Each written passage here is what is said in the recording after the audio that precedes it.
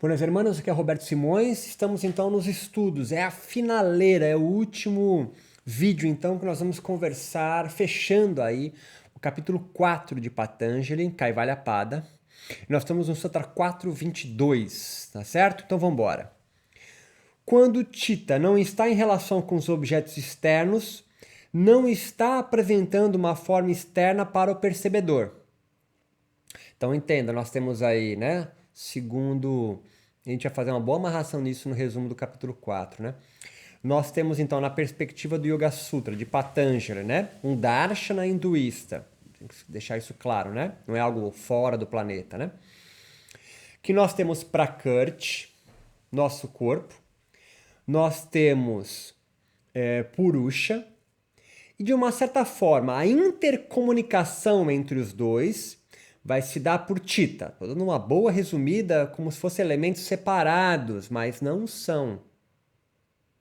Não são, porque se eles forem separados, para Prakriti e Purusha, a perspectiva então tem que ser não dual. E tudo bem, mas a perspectiva filosófica estão tentando amarrar aqui, que não é que, por exemplo, que Lila Gumini faz, e outros comentadores tradutores, é de ser não dual, monista, imanente, sem transcendência. Então, quando Chitta, esse elemento de comunicação, entre aspas, vai, não está em relação com objetos externos, externos não é só uma caneta, uma caneca, a água, mas é o que na produção de nossos pensamentos. Então, de ideias também. Então, quando Chitta não está em relação com objetos externos e não está apresentando uma forma externa para o percebedor, então, isso aqui existe, isso aqui é uma realidade, mas ele tem que passar por o filtro de Chitta para então colorir o percebedor, Purusha, dessa forma externa. E aí então, Chitta, né, não percebedor, não Purusha, vai dar o significado, vai atribuir um sentido para as sensações que me afetam. Ah, mas por que ele faz isso, professor? É para você poder entrar em comunicação com o mundo. Se eu tivesse, então, se nós tivéssemos, então, o conhecimento a priori de tudo e nós não aprendêssemos, vem com o tio, no contato dos objetos com o nosso corpo, atribuindo um significado por meio de Chitta, que é formado pelo eu, pelo intelecto, e por Manas, que é uma espécie de recebedor de informações sensoriais, assim, sei lá, né? Traduz como sexto órgão dos sentidos. Eu vou então informar Purusha, entre aspas, não é isso, né? Eu vou colorir ele, eu vou colocar ele com uma tela, e, enfim, não modificar, né? Porque ele não é modificável. Das impressões do mundo em mim. Qual é o grande erro? Eu entender, pensar que este Purusha é a impressão que Chitta fornece para ele. Eu acho que eu fui, né? Tô dando um geral para ficar claro isso aqui. Então, quando Chitta não está em relação com os objetos externos e não está, portanto, né, apresentando uma forma externa para o percebedor, Purusha, ela, Chitta, toma a forma do próprio percebedor. Então, quando ela deixa de entrar em relação com objetos externos e não apresentar, então, essa forma externa ao percebedor, ela toma a forma do próprio percebedor. Por isso é possível, então, falar assim, então, peraí, tio. Quando eu não estou tingindo, dando significado, pegou o rolê? Aos objetos que estão me afetando, Chitta se torna o percebedor? É. Se torna ou é similar, sei lá, vai se você quiser. Mas não é essa pentelhação que você tem que entender aqui, né? Mas é entender que é possível, então, tomar distanciamento, não se colorir, sei lá o quê. Ah, eu vou deixar de ser afetado. Não, você não vai deixar de ser afetado. Você vai fazer com que Chitta, você vai fazer, né? Você vai fazer. Você vai treinar isso com Samyama, né? Porque nós estamos falando disso, Dharana, Jnana, Samadhi. Deixar de fazer essa... Então, assim, qual que é a pergunta que está por trás desse sutra? O papel de Chitta está limitado a ajudar a visão dos objetos externos? De uma certa forma, sim. Ajuda a nos compreender. Ah, mas quando eu faço isso, eu não enredo num sofrimento e na dor? Então por que eu faço isso? Porque senão você não vive. E essa é a ambivalência da vida, seu louco. Então você precisa entrar em contato com o mundo. Mas aí quando você entra em contato com o mundo, ignorante, porque você tem 2 anos de idade,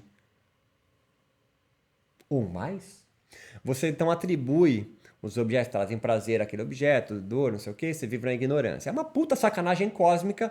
O Vedanta, o Vedas, vai chamar isso de Lila, Mahalila, uma brincadeira cósmica.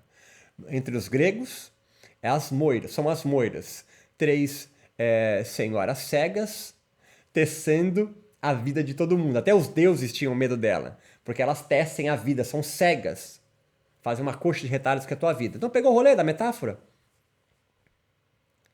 Como me livrar disso? A porra da proposta do yoga. Tem um código moral, yama niyama, você vai ter que fazer, se sentir confortável com o seu corpo, para Kurt, junto com asana e pranayama. Então você vai desenvolver também uma certa abstenção dos estímulos externos, estamos falando isso agora, que é o pratyahara. Não é não ser contaminado, não é ser Spock, mas é perceber que a raiva que eu sinto, o amor que eu sinto, o carinho que eu sinto, a compaixão que eu sinto, a cor azul que eu vejo, sei lá, tudo é apenas outros corpos afetando o meu corpo e a minha mente, Tita, fazendo então colorido, ecoando, dando onda, reverberando, sei lá, a metáfora que você quer utilizar, em o tal de Purusha, ou vedor, ou percebedor, sei lá o que não se contamina. Essa é uma jogada retórica bonita, porque ele fala assim, cara, tu tá sofrendo por quê? Porque há algo em você, um isso em você, que compõe você, não é você, que não se contamina, não fica triste, mas também não fica alegre, mas também não... rolê! Entendeu? Espero que sim. Então, como que Desencaixar comenta isso? Na ausência de estímulos externos e de outros interesses, portanto com a mente atenta, Samadhi, não há impressões da mente relacionadas a eles. Nesse caso, Tita está em total contato com o percebedor e é idêntica a ele. Eita louco, Tita pode ser igual a Purusha também pode ser igual a Ishvara é o todo, é Deus, então porra, está em contato com a porra do todo. Pegou o rolê, doidão? E doidona? É possível isso? Bom, amigão, isso aí é o yoga, né? Não dá pra você entender isso trocando ideia lendo letra, você tem que praticar. Então é possível a cognição do percebedor, é o tal do viveka, discriminação espiritual, discernimento, cognição. Quando os vrits param então de atuar, ou diminui a atuação. Essa cognição não se realiza pela mente, Chitta. Isto está relacionado no conceito de liberdade do Sutra 355, Kaivalya, né?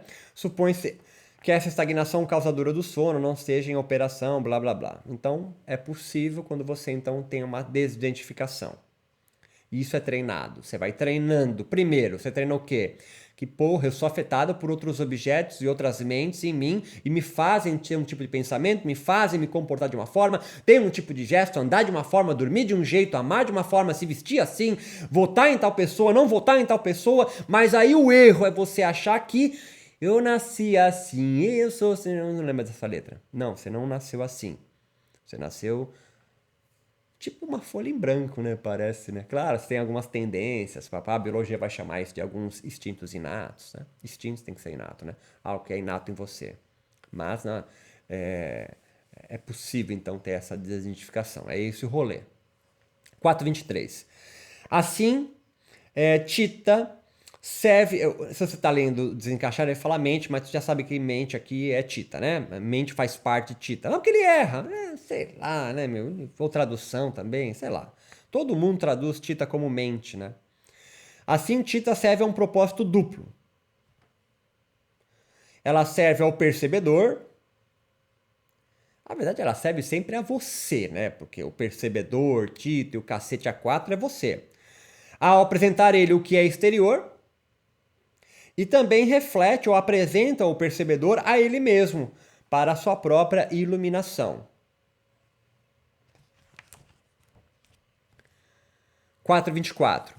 Mesmo que Tita tenha acumulado várias impressões de diferentes tipos, claro, né? Está vivendo, né?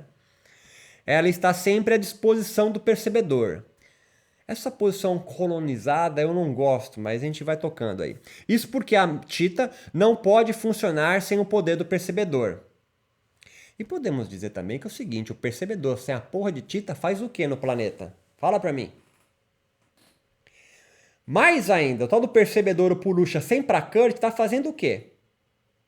Não pensa que ele está errante, né? Andando aí pelo mundo espiritual como um espírito.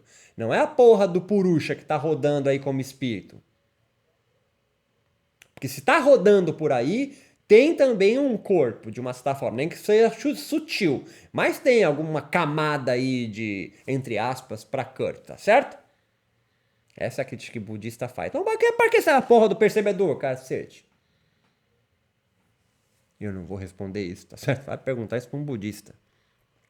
Então, mesmo que Tita tenha acumulado várias impressões de diferentes tipos, claro, né? Ao longo das suas vidas, da vida ou das suas vidas, ela está sempre à disposição de Purusha, do percebedor. Isso porque a Tita não pode funcionar sem o poder do percebedor. Sem o poder, a questão do que fornece a tela em branco, o cristal, o não sei o que lá, o vidro limpo, para que possa projetar lá. Sem o percebedor, então, nesse blá, Tita não tem como imprimir as cores das sensações que primeiro passaram para Prakriti, pelo corpo. Porque você sem corpo, meu amigão, tá fazendo o que aqui? Então finca o pé na terra, amigão. 4.25. Uma pessoa que possui uma clareza extraordinária, lá vem ele com essas porra de novo, é alguém livre do desejo de conhecer a natureza do percebedor. Se você entendeu o que eu li aqui, deu um rolê aí, né? Porque agora tu que é esotérico, tu que abraça a árvore, sai correndo à noite, pelado na chuva, uiva com cachorro, fala com planta. A família inteira. Há uma tendência, entenda o que eu quero dizer aqui. Há uma tendência de nós, ao lermos isso aqui, de ficar numa certa de uma busca incessante de identificarmos com um tal do percebedor. E aí tu para de viver, tu fica resignado à espera disso acontecer um dia. Então Patóxi coloca aqui, depois nós vamos comentar o que o professor Aguilar também diz. Patanjali então parece nos sugerir, comenta aqui, desencaixar, as qualidades de alguém que alcançou o mais elevado estado de clareza. Kaivalya.